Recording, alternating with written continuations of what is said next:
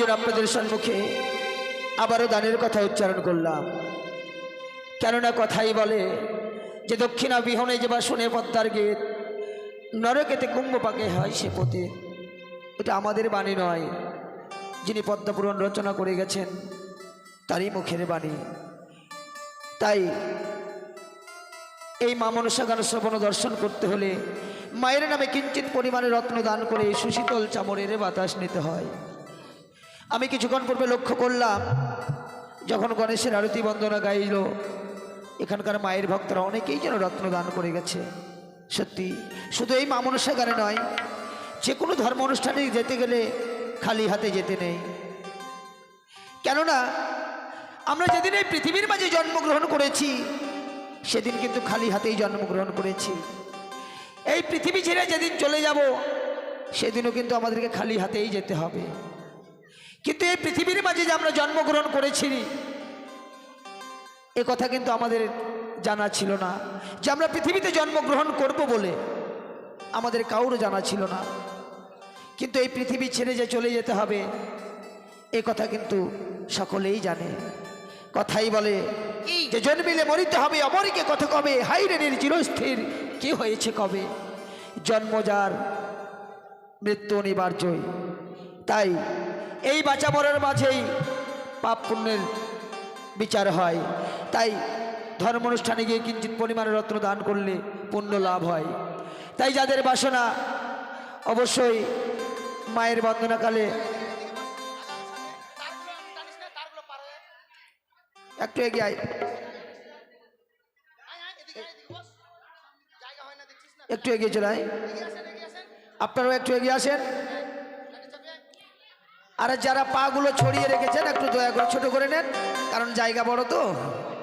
করে দয়া সে পাই তোমার পদ ছায়া, তুমি মাগো জগৎ জননী।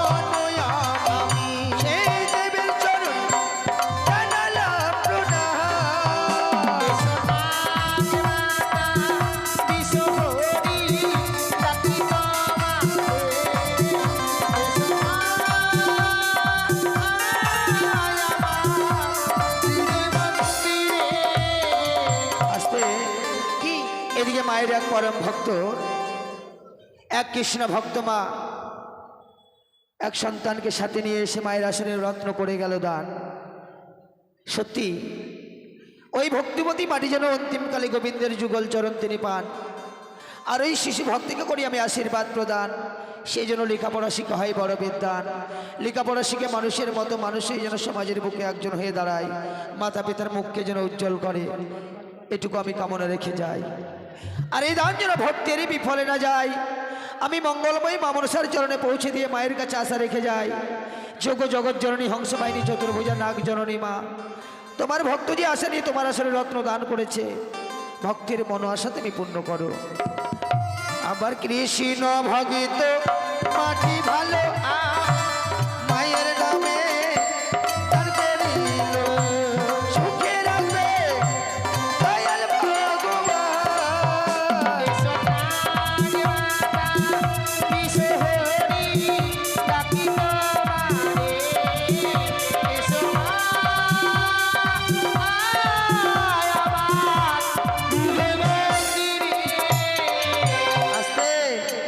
এদিকে আরেক শিশু ভক্ত, এবারেরই সন্তান। কি নাম?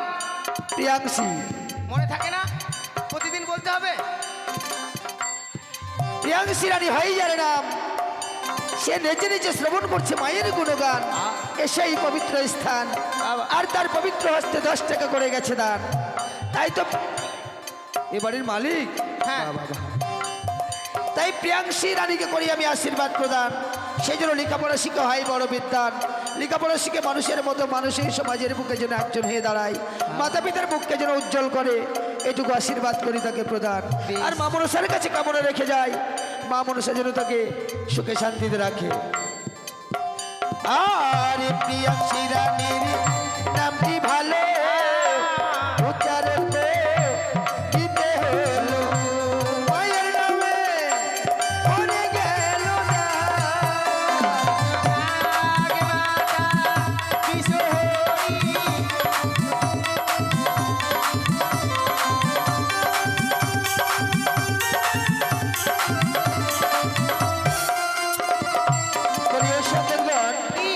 চলো আমরা মায়ের বন্দনাকে একটু ভিন্নতলে গিয়ে সম্পূর্ণ করব, কেমন? আচ্ছা চলো। ও গো এই দিকে এক শিশু এলো, মায়ের নামে দেখো দান করিল, সুখে রাখে যেন দয়াল ভগবান।